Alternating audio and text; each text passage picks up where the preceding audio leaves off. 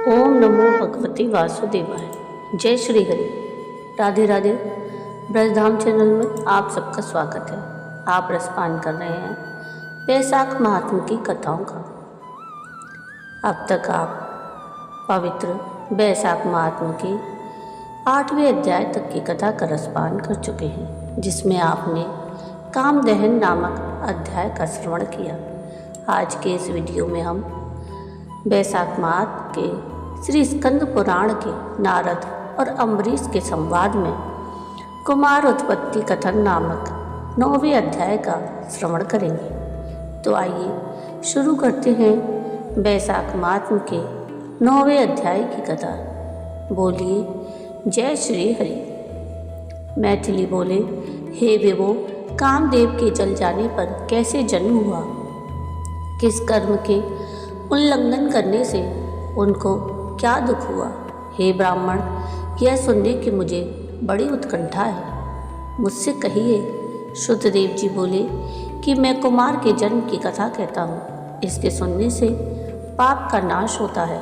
यह यश, पुत्र और धर्म को देने वाली है और सब रोगों का नाश करने वाली है। शिव जी से कामदेव के मारे जाने पर उसकी रति नाम की भार्या अपने सामने पति को भस्म रूप में देखकर मूर्छित हो गई। घड़ी भर में सचेत होकर तरह तरह का विलाप करने लगी। उसके विलाप से संपूर्ण वन दुखमय हो गया। उसकी चिता में अपना शरीर फेंक देने की इच्छा से उसने अपने पति के मित्र बसंत को उस समय की क्रिया करने के लिए बुलाया। वह बड़ी भुजा वाला वीर पत्नी से बनाई जाने वाली चिता को बनाने लगा। वह भी सखी को देखकर क्षण भर के लिए मूर्छित हो गया और अनेक प्रकार से रति को समझाने लगा। हे भद्री, मैं तेरे पुत्र के तुल्य हूँ। मेरे रहते हुए तुझे धर्म के निमित्त शरीर छोड़ना उचित नहीं है।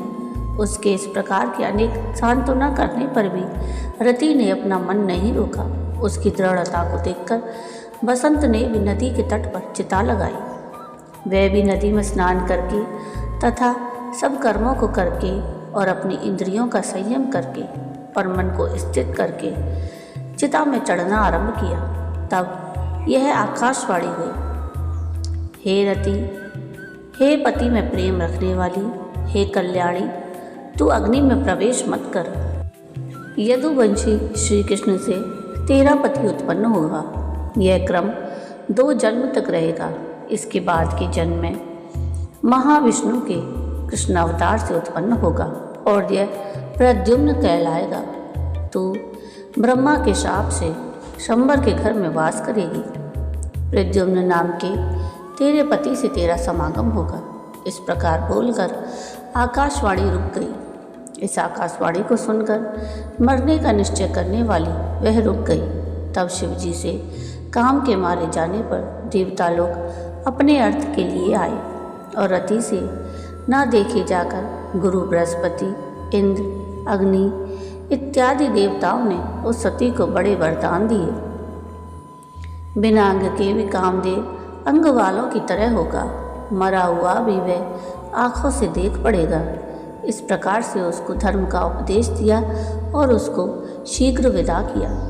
पूर्व कल्प में यह महाप्रभु सुंदर नाम का राजा था और रज का संकर करने वाली तू उसकी भार्या थी।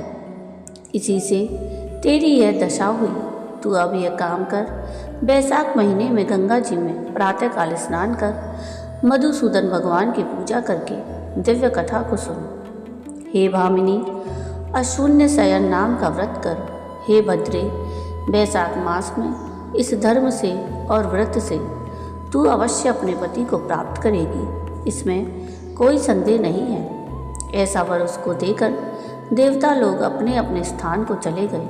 तब दुख से निवृत्त होकर उस कामवती देवी ने मेष संक्रांति में गंगा जी में स्नान किया और अशून्य शयन नाम का बड़ा व्रत किया। इस पुण्य के प्रभाव से तुरंत कामदेव उसकी आंखों को देख पड़ने लगा।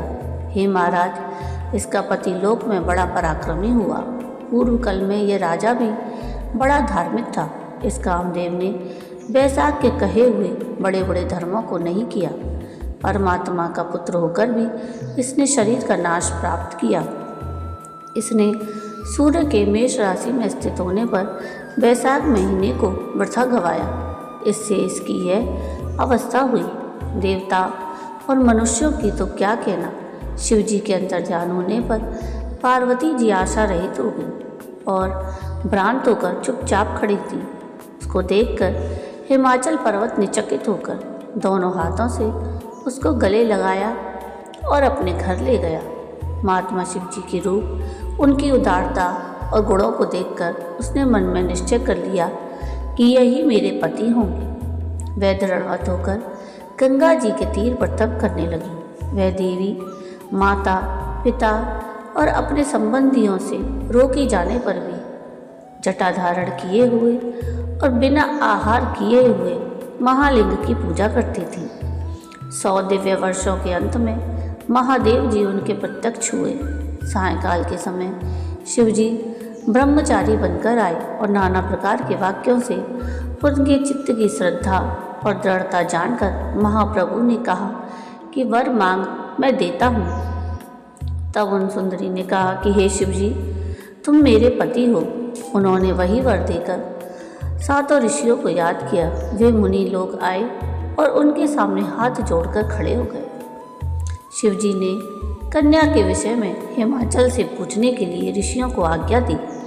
तब भगवान से अदृष्ट होकर कन्या के लिए हिमाचल पर्वत के घर गए। वे लोग आकाश द्वारा गए। दशों दिशा दैदीप्यमान हो गई। वह हिमाचल पर्वत इन 7 ब्रह्मवेत्ताओं को अपने साथ ले गया।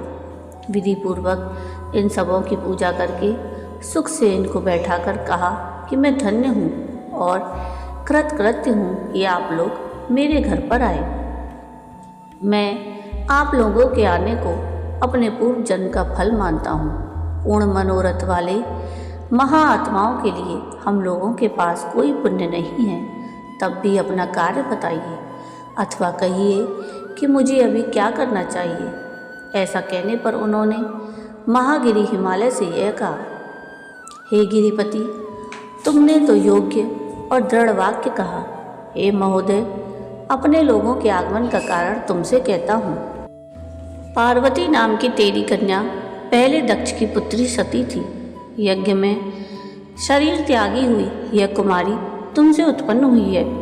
इसके पाणी ग्रहण के योग्य तीनों जगत में शिव के सिवाय दूसरा कोई नहीं है। कल्याण चाहने वाले तुम इस देवी को शिवजी को दो। आपने सैकड़ों पूर्व जन्मों में पुण्य किया था। अब आपके भाग्य से वे फलीभूत होते हैं। उन लोगों के इन वचनों को सुनकर प्रसन्नचित्त होकर महागिरी ने तब कहा कि मेरी पुत्री वलकल धारण किए हुए बिना आहार किए गंगा के तीर पर शिवजी को पति बनाने की आकांक्षा से घोर तप कर रही है। उसके लिए यह तो इष्ट ही है। मैंने महात्मा शिवजी को वह कन्या दी। आप लोग महाप्रभु शिवजी के पास शीघ्र जाकर कहिए कि हिमाचल से प्रीतिपूर्वक दी हुई कन्या को वह ग्रहण करें। आप लोग विवाह संबंधी क्रिया को कीजिए। हिमाचल से ऐसा कहे जाने पर उसको समझाकर वे शिवजी के पास गए। लक्ष्मी इत्यादि सभी देवियाँ और विष्णु आदि सभी देवता, 6 मातृका और मुनि लोग इस बड़े उत्सव को देखने के लिए गए। सब देवता, मुनि और मातृका सहित और करोड़ों भूतों के साथ बैल पर बैठकर शिवजी तुरही, शंख, मृदंग इत्यादि तथा ढोल नगाड़ा इत्यादि के साथ तथा वेद ध्वनि और बंदियों के साथ हिमाचल की नगरी में पहुँचे तथा अच्छे मुहूर्त और शुभ ग्रहों की दृष्टि में प्रसन्नचित्त हिमाचल ने विवाह किया। हे राजन, तीनों लोकों के प्राणियों के लिए यह बहुत बड़ा उत्सव था। इस बड़े उत्सव के समाप्त होने पर लोगों का कल्याण करने वाले शंकर भगवान लोक धर्मों को पालन करते हुए स्वच्छंदता से देवी के साथ रमण करने लगे। रात्रि के समय रिद्धि और विभव युक्त इंद्र के भवन के समान घर में शंकर भगवान उन्मत्त भ्रमर और पक्षियों के शब्दों से युक्त और मोरों के शब्दों से सुशोभित जंगल में सैकड़ों दिव्य वर्षों तक स्वच्छंद भ्रमण करते थे। हे राजेन, इंद्र ने स्त्रियों को श्राप दिया कि उस समय पुरुष के संसर्ग से स्त्रियों के गर्भ का अवश्य पतन होगा। प्रतिदिन के रमण में जब शिवजी से देवी को गर्भ ना रहा, तब देवताओं को पुत्र लाभ के लिए चिंता उत्पन्न हुई। सब देवताओं ने इकट्ठे होकर आपस में सलाह करके कहा कि शिवजी कामी के समान हो गए हैं और देवी में आसक्त होकर उनके साथ प्रतिदिन रमण करते हैं। नित्य गर्भ के श्राप हो जाने से हम लोगों के कार्य की सिद्धि नहीं होगी, तो ऐसा हम लोगों को करना चाहिए कि अब वह रति ना करें। वे लोग आपस में बातचीत करके विचार करते हुए क्षण भर रुके। अग्नि से यह कार्य होगा ऐसा निश्चय करके बड़े सत्कार सहित उनसे बोले कि हे अग्नि, तुम देवताओं के मुख हो, तुम बंधु हो और सबकी गति हो। अब भी तुम वहाँ जाओ जहाँ शिवजी रमण कर रहे हैं। रति के अंत में अपने को दिखलाना जिसमें रति का संभव फिर ना हो। तुमको देखकर लज्जा युक्त देवी अवश्य हट जाएंगी। तब तुम रति के अंत में कामदेव के भस्म करने वाले शिवजी के शिष्य बनकर, हे प्रभु, तत्व के प्रश्नों के बहाने बहुत काल व्यतीत करना। बहुत काल व्यतीत हो जाने पर देवी कुमार को प्रसव करेगी। देवता लोगों से ऐसी प्रार्थना करने पर अग्नि ने कहा कि बहुत अच्छा, और शिवजी के पास गए। रति के अंत में वीर त्याग करने के पहले ही अग्नि वहां पहुंच गया। उसको देखकर वस्त्रहीन देवी लज्जा के मारे दुखी हुई। रति जल्दी से त्याग करके शिवजी बड़े क्रुद्ध हुए और अग्नि से बोले कि हे दुर्मति, इस त्याग किए हुए वीर को ग्रहण कर। रे पापी, मेरा वीर दुस्सह है, तूने रति में विघ्न किया है, तो हे हव्यवाहन, इस त्याग किए हुए वीर को मैं तुम्हारे मुख में छोड़ता हूँ। ऐसा कहकर शिवजी ने अग्नि के मुख में वीर को डाल दिया। इस तेज युक्त वीर को उदर में धारण करके जलता हुआ चिंताकुल होकर अग्नि देवताओं के धाम में गया और देवताओं से कहा कि मैं प्राण कैसे धारण करूँगा। देवताओं को अग्नि की यह बात सुनकर शोक और हर्ष दोनों ही हुआ। वीर स्थिर हुआ, यह सुनकर तो हर्ष हुआ, परंतु प्रसव कैसे होगा, इस कारण दुख हुआ। तेज से गिराया हुआ शिवजी का वह वीर अग्नि के कोख में बढ़ने लगा। 10 महीने बीत गए। जब प्रसव का कोई उपाय न देख पड़ा, तब दुख से बहुत व्याकुल होकर गर्भ के प्रसव के निमित्त देवताओं की शरण में गया। वे देवता लोग अग्नि के साथ यशस्विनी गंगा जी के पास गए और स्त्रोत द्वारा गंगा जी की स्तुति करने लगे और प्रार्थना करने लगे। तुम सब देवों की माता हो, तुम ही जगत की गति हो। हे भद्रे, शंभु के इस तेज को देवताओं के लिए तू धारण कर। यह गर्भ वही में बढ़ रहा है, परंतु स्त्री न होने से उसको प्रसव नहीं होता, इसलिए अग्नि का तथा हम सभी का उद्धार करो। इस प्रकार से प्रार्थना किए जाने पर गंगा देवी ने कहा, अच्छा। देवताओं ने अग्नि को गर्भ विमोचन मंत्र बतलाया। उस मंत्र से अग्नि ने गर्भ को निकालकर गंगा जी में फेंक दिया। शिवजी का तेज बड़ा दैदीप्यमान था और लोक में असहनीय था। गंगा जी ने कुछ महीने तक उसको सहन किया, किंतु इसके बाद सहन ना कर सकी। इसके प्रभाव से उनका कलेवर गर्भ से पतला होने लगा। पतिव्रता होने के कारण देवी गंगा बड़े दुख से व्याकुल हुई और लोक की एकमात्र पवित्र करने वाली गंगा जी ने अपने उदर के गर्भ को फेंक दिया। चारों ओर से दहकती हुई उसने इसको सरपत के जुट्टे में फेंक दिया। सरपत के जुट्टे में इसके अनेक भाग हो गए। तब ब्रह्मा से प्रेरित होकर 6 कृतिका आई। सरपत के जुट्टे में टुकड़े हुए शंभु के तेज को उन्होंने लेकर इसकी एक देह और 6 अलग अलग मुंह बनाए और ब्रह्मा ने जैसी आज्ञा दी थी उसी के अनुसार कृतिका ने यह कार्य शीघ्र कर दिया। इसका शरीर पुरुष के आकार का था और 6 मुंह वाला था। यह सरपत के जुट्टे में पड़ा था। चिरकाल तक बिना रक्षा किए हुए यह सरकंड में पड़ा था। एक बार बैल पर बैठे हुए महादेव पार्वती श्रीशैल को जाने की इच्छा से उसी स्थान से जा रहे थे। उस समय पार्वती देवी के स्तनों से एकाएक दूध बह चला। आश्चर्य में आकर उन्होंने शिवजी से पूछा कि मेरे स्तनों से दूध क्यों आता है? इसका कारण है विश्वात्मन कहिए। शिवजी ने कहा कि उचित ही है देवी, मैं कहता हूँ सुनो। तेरा पुत्र नीचे पड़ा है। वीर्य का उत्सर्ग होने से पहले अग्नि आ गया था। उसको देखकर लज्जित होकर तो किसी दूसरे स्थान में चली गई। मैंने तेजस्वी वीर को क्रोध से अग्नि के मुख में डाल दिया। उसने देवताओं के कहने से उसको गंगा जी में फेंक दिया।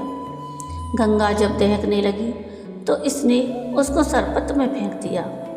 वहाँ पर इसके 6 खंड हो गए, जिनको मातृकाओं ने दृढ़ किया। इसने पुरुष की आकृति प्राप्त की है। इसको देखकर तेरे स्तनों से दूध आता है। विष्णु के समान पराक्रमी इस महावीर का पालन करो। हे भामिनी, निश्चय हमारा और तुम्हारा औरस पुत्र है। तब इसको जल्दी से ले लो, इससे तुम्हारी बड़ी प्रसिद्धि होगी। शिवजी की ऐसी आज्ञा पाकर उसके पास शीघ्र गई और गोद में लेकर उसको अपना स्तनपान कराया। देव से मोहित होकर देवी पुत्र के स्नेह में तत्पर हो गई। बाद में पार्वती शिवजी के साथ कैलाश में गई। देवी ने पुत्र का लाड़ करते हुए परम संतोष को प्राप्त किया। इस प्रकार से मैंने तुझसे यह अद्भुत कुमार जन्म का वर्णन किया। जो कुमार के जन्म के इस शुभ वृत्तांत को प्रतिदिन सुनते हैं, उनको पुत्र पौत्र इत्यादि की बढ़ती होती है, इसमें कोई संदेह नहीं है। शिवजी की अप्रसन्नता के कारण जो बड़े बड़े दुखों को प्राप्त करता है, वह भी प्रीतिपूर्वक वैशाख मास के धर्मों को सुनकर अपूर्व हो जाता है। इसलिए वैशाख महीने का धर्म ही संपूर्ण पापों का नाश करने वाला है। विधवापन यह नहीं होने देता। यह पुण्य है और सब संपत्ति को करने वाला है, जिसके प्रसाद से कामदेव अंग वाला हो गया। वैशाख महीने में स्नान ना करने और दान ना करने से सब धर्म करने पर भी दुखों की परंपरा होती है। यदि सब धर्मों को त्याग कर भी कोई इसी एक का अनुष्ठान करे तो यमदूतों का तिरस्कार करके वह परम गति को प्राप्त होता है। जय श्री हरि। श्री स्कंद पुराण के वैशाख महात्म के नारद और अम्बरीश के संवाद में कुमारोत्पत्ति कथन नामक 9वां अध्याय समाप्त हुआ। जय श्री हरि। तो ये थी कथा वैशाख महात्म के 9वें अध्याय की। आपको आज की ये कथा कैसी लगी मुझे कमेंट करके ज़रूर बताइएगा। और अगर आपको आज की ये कथा पसंद आई हो तो प्लीज़ इसको लाइक शेयर ज़रूर कीजिएगा और चैनल को सब्सक्राइब कीजिएगा और कमेंट में राधे राधे ज़रूर लिखिएगा। वीडियो पूरा देखने के लिए थैंक यू। राधे राधे।